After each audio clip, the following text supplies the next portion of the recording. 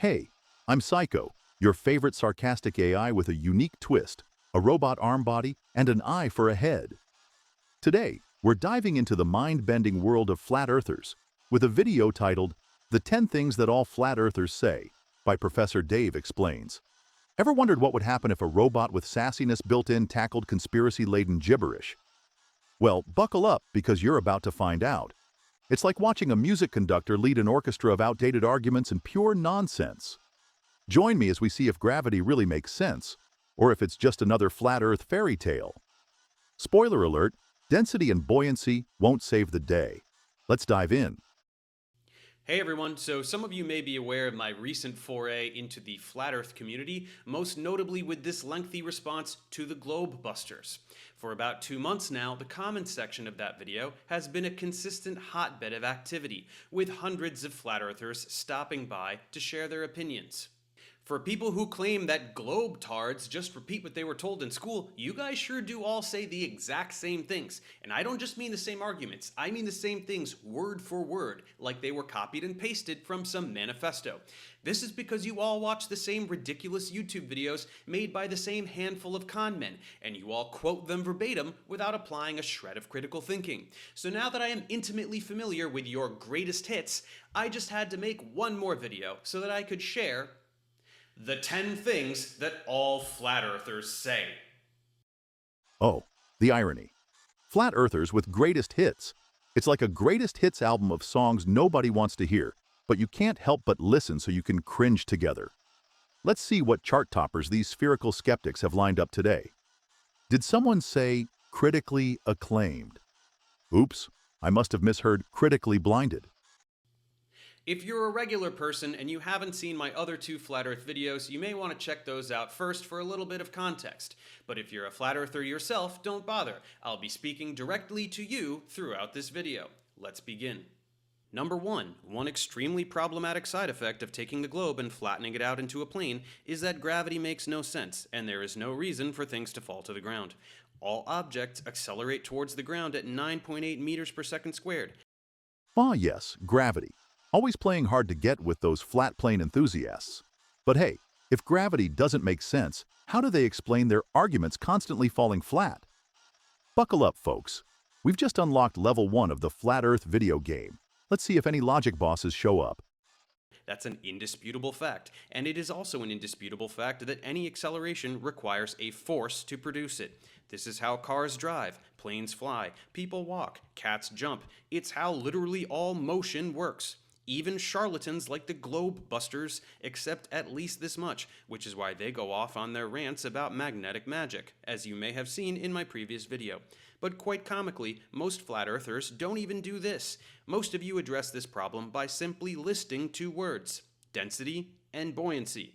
Well, I hate to break it to you guys, but these are not forces. Forces are vectors. They have a magnitude, which means a numerical amount, and a direction, which means they have to point somewhere. Density. Whoa, hold on. Can someone tell these flat earthers that density and buoyancy isn't the next big buddy cop movie? Spoiler alert, neither can arrest gravity. We need a directional intervention for these lost theories. Is simply mass per unit volume, or how much matter sits in a particular space. It doesn't point anywhere. And buoyancy is simply a measurement of an object's tendency to float. So allow me to repeat, these are not forces. This is trivial to prove. You say that objects fall down because they are more dense than the air below them. Why down? Why not up? Or sideways? When you let go of a ball, there is air all around it. How does it know to fall down? Also, objects fall down when they are in a vacuum, which means there is no air below them. What's happening there? Face the facts. Things accelerate down towards the ground because of a downward force. That force is gravity, which pulls everything towards the center of the Earth, which is its center of mass. Denser things. Oh snap, did they just try to give density a compass? Let's face it, folks, if density and buoyancy were in charge, balls might start shimmying sideways. But nope, gravity called dibs on downward. You know, it's kind of its thing. Gravity's flexing its center of the Earth muscles, while density's still trying to find a direction on Google Maps. things displace less dense things because gravity exists. More mass means a greater gravitational attraction. This is clearly why things that are less dense than water float on water. Again, because gravity exists. Rocks are pulled down harder than water, which is pulled down harder than air. Some of your more popular retorts to this include wondering how oceans stay on the earth while birds and insects can fly. It's because birds and insects have wings. They flap them and generate an upward force. If that force exceeds the gravitational force, they go up. Oceans can't do this because oceans don't have wings. Individual water molecules can evaporate and go up into the sky because they are so tiny. But when they get up to where it is colder and accumulate into clouds, they eventually condense back into liquid water. And guess what happens? They fall back down as rain. Hopefully you are familiar with rain. As for planes and other macroscopic objects, again, they go up only when a force is applied. When you throw a ball up into the sky, the force imparted on the ball by your arm is greater than the gravitational force. But as soon as it leaves your hand, no more force is being applied, and only the gravitational force is acting upon the ball. So that velocity gets smaller and smaller, hits zero, at which point it starts to fall, and it falls faster and faster until it hits the ground. Gravity. Ah, the classic "why don't oceans fly?" Question. Memo to flat earthers. Oceans failed flight school because, spoiler, they're wingless. Meanwhile, birds and insects are living their best airborne lives, flapping their way past gravity's pull. It's like nature's version of "so you think you can fly." Also rain, nature's reminder that gravity's got a serious pull-up game. Sorry oceans, leave the flying to the experts. Gravity exists, period. Saying it is just a theory does nothing but display that you have no idea what a theory is. Stop repeating what you hear on flat earth videos and catch up to the 17th century. Number 2, flat earthers all say, I shouldn't see this thing, but I do, so the earth is flat. Then to justify this claim, you all say the same thing, typically with no context whatsoever. 8 inches per mile squared.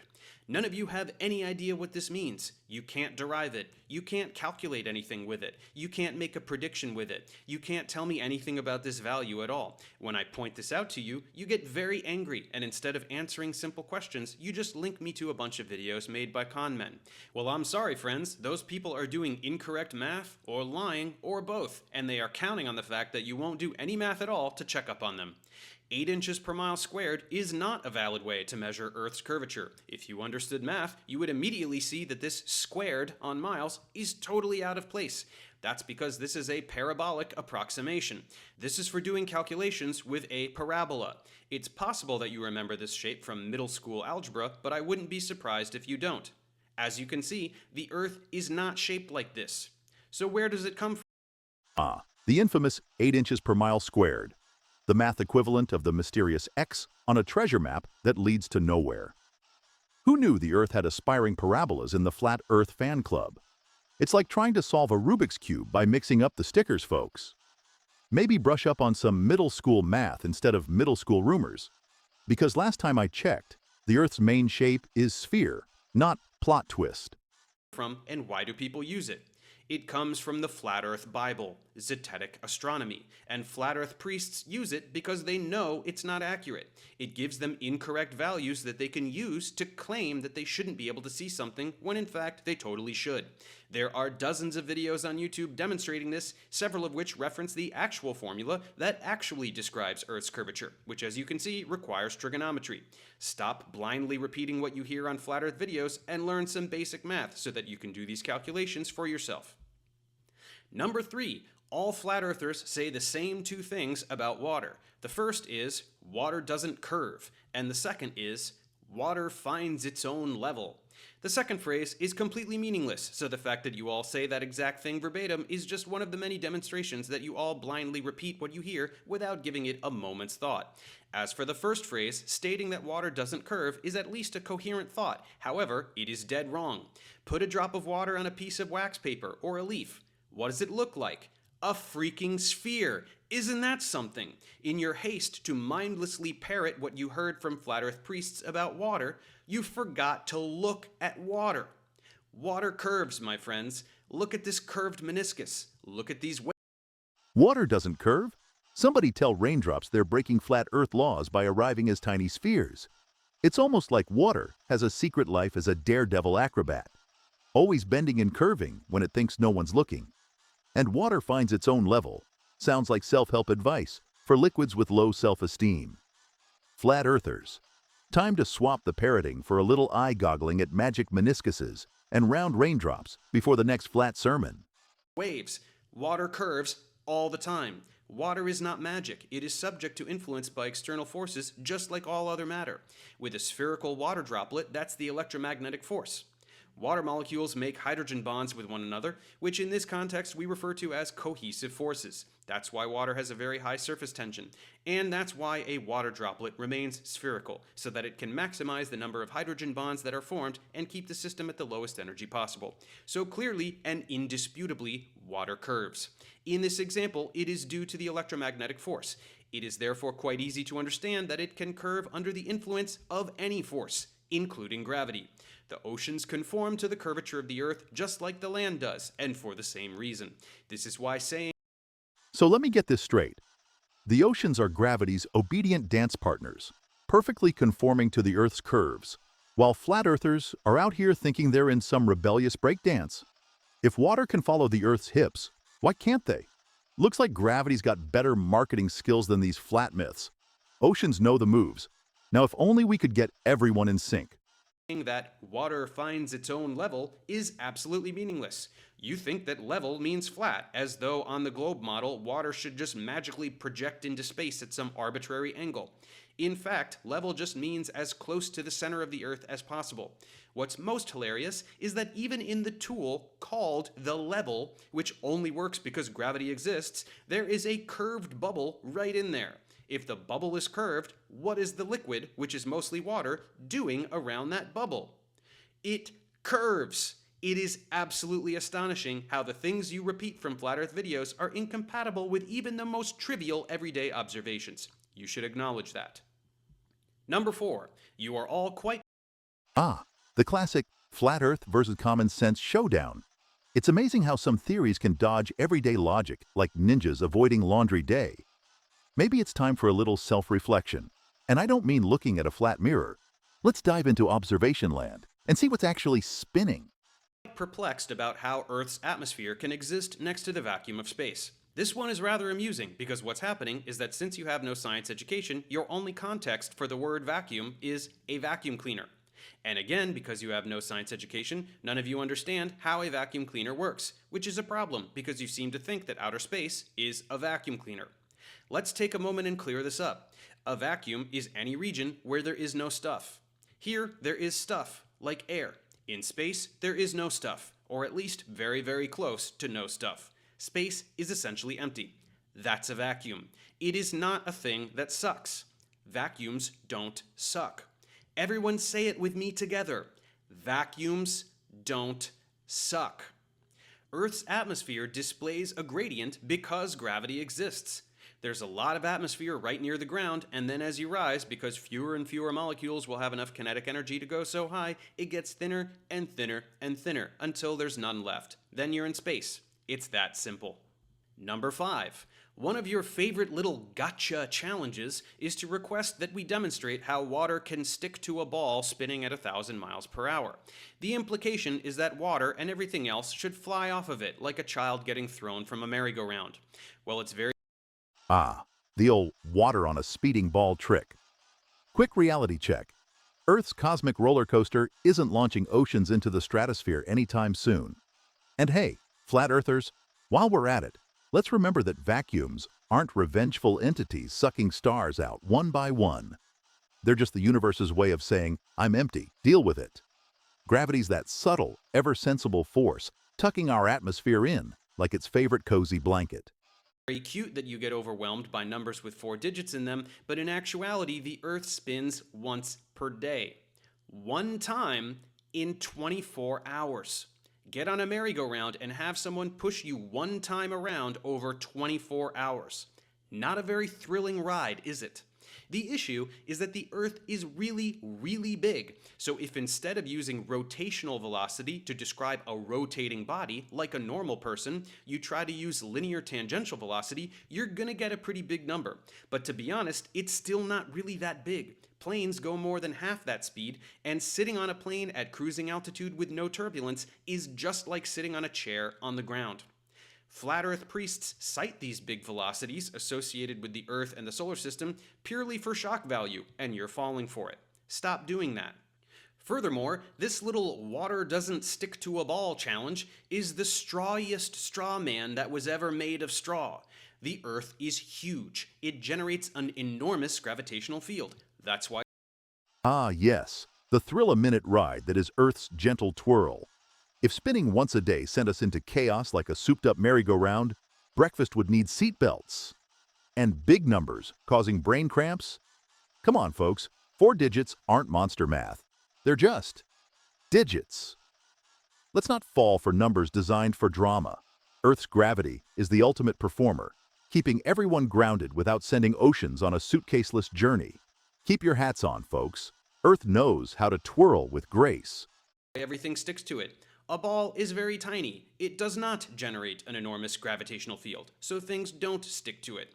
Also, unless you're doing this in space, the ball must be very close to the Earth, which, as we just said, generates an enormous gravitational field. So when water drips off the ball onto the ground, your desired demonstration of gravity fails because gravity exists. Stop asking for ridiculous and impossible demonstrations like having to build an Earth-sized object to show you how water sticks to something as big as the Earth. Number 6. Lots of you say that moonlight is cold. This is astonishing for a number of reasons. The first is that it is not related to any claim you could possibly be making in order to argue for a flat Earth. But the second and much more important detail is that it is the perfect demonstration of the fact that you have no clue how science works. Some flat Earth priest measured the temperature under the moonlight and then again under something providing shade. Wow! Moonlight is cold? Next, you'll tell me starshine's a popsicle and sunlight's a lukewarm bath. Measuring moonlight for chill is like training cats to do taxes. Fascinating, but futile. Seems like some flat Earth priests enjoy a sprinkle of random science theaters alongside their cosmic commentary. Let's stick to what's actually glowing and warming our curiosity, not turning the moon into a misplaced air conditioner. So, unless you're moonbathing in December, let's leave celestial thermostat myths on ice. Moonlight makes it colder, but does it? Shouldn't you add some element of control to your experiment? What's a control, you ask? Fair question. You see, your measurement isn't evidence of anything. You now have to repeat the experiment when there is no moonlight to make sure that the moonlight was indeed the cause of the discrepancy in temperature. This is something you should have learned in middle school, but don't worry, I'll finish the experiment for you. Take the measurements again on a night with a new moon so that there is no moonlight. Look at that. You'll get the same result. So the moonlight absolutely wasn't the reason for the discrepancy in temperature. What was the reason?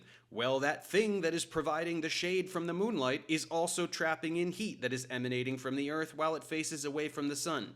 So, case closed. I'll link to at least one empirical demonstration of this fact in the description below.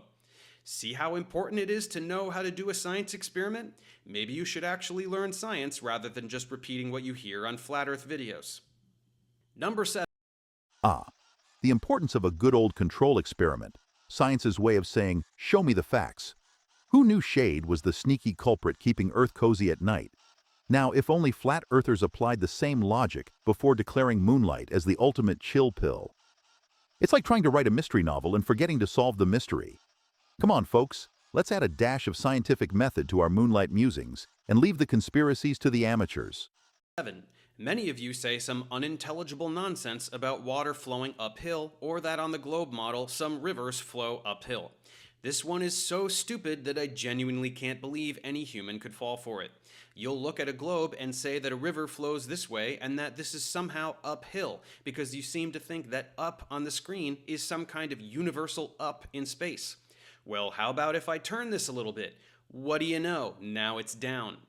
Listen up. There is no up and down in space. This is not up. This is not down. To believe so would be as dumb as thinking that on Earth, whichever way you happen to be facing is north. No one on Earth is upside down or on their side. Up on Earth is away from the surface of the Earth, no matter where you are on the Earth. Rivers flow from higher elevation to lower elevation, which is a measure of how far away you are from the surface of the Earth. This has nothing to do with flowing in any particular direction along the surface. This is also why people who make videos acting confused about why elevation doesn't change between various sea level locations around the world are among the dumbest people alive. This is sea level. This is The mythical uphill rivers of the flat Earth saga. Let's clear this cosmic confusion. Rivers aren't auditioning for some interstellar obstacle course. Relative elevation, folks, not screen direction, decides their flow. It's as simple as realizing up isn't a uniform GPS setting in space. So, next time you see a globe, remember, it's not a ride on Space Mountain. Maybe it's time for a refresher on geography before we redesign the laws of nature based on screen orientation. sea level. This is above sea level. This is above sea level. That's what elevation means. Learn the definitions of words before you try to use them in a sentence. Number 8. Many flat earthers remain dumbfounded by the idea that the Earth is slightly closer to the sun in winter than in summer. As I've said before, winter up north is summer down south and vice versa, so your confusion is one of northern hemisphere narcissism, but it is also one of complete ignorance. Here's the Earth. Here's the light coming from the sun. Look at this portion. It hits the Earth straight on. Look at this portion. Because of the curvature of the Earth, the light hits the surface at an angle and is therefore distributed around a greater area. Same. The solar spotlight and Earth's curved fluence. Isn't it neat how the angle of sunlight is like Earth's version of mood lighting, creating equatorial saunas and polar ice palaces, all thanks to its spherical charm? So, if flat earthers believe in universal lighting from Mr. Sun, they'd better prepare for some seriously awkward tan lines. Earth's not just spinning, it's dramatically showcasing its curves and style. Amount of heat distributed around a larger area, lower average temperature. This is absolutely trivial to understand. It's why magnifying glasses can focus light to a point and set things on fire. It's how heat works. Flat Earth priests know this. They just pretend to be confused about things that they know their viewers won't check up on. Number 9. Many flat earthers refer to the body of scientific knowledge as scientism. This is meant to be derogatory, implying that science is a religion. Scientism, the science world's version of being called a wrongologist. Labeling science as a religion is rich coming from those who worship flatness. But here's the kicker. Science comes with evidence, revisions, and that delightful thing called facts, while scientism sounds like a faith-based improv class. So maybe it's time flat earthers apply some scientific rites of passage to their beliefs, complete with experimentation, skepticism, and maybe a magnifying glass for those fiery debates. Very sorry, but saying this just demonstrates that you know nothing about science and probably didn't pass a single science class in high school. Science students are not told what to believe. They are shown how to perform experiments. Even in high school physics, students use blocks and ramps and balls and pendulums and carts and rulers and timers to derive Newton's laws and many other such pillars of science. They personally do the science that has already been done by others in order to derive the knowledge that we already know and prove its validity to themselves. This continues through college and then on into graduate school, where students do their own research and figure out things that no one else has done yet. So using the word scientism only serves to disqualify you from adult conversation regarding science. In actuality, it is quite clear why you adopt this viewpoint, because you just accept whatever you hear if it's what you want to believe. This is why The classic echo chamber effect, like a grab bag of facts where reality is optional. Using scientism to dismiss real science is akin to bringing a spoon to a logic sword fight. Flat earthers, it's time to upgrade from confirmation bias to curiosity, where beliefs are tested, not just repeated. Who knows? You might enjoy the world of science, where not every thought is a pre-approved gospel.